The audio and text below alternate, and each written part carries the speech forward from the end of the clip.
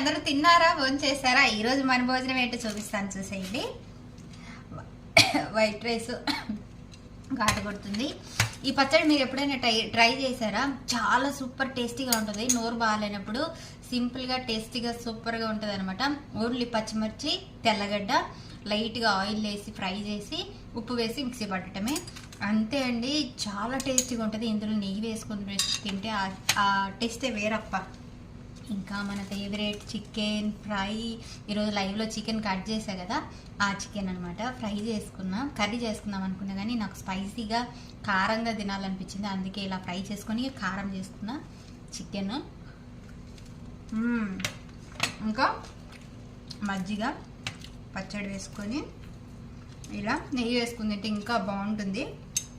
కానీ నేను నెయ్యి ఇప్పుడు వేసుకోలేదు.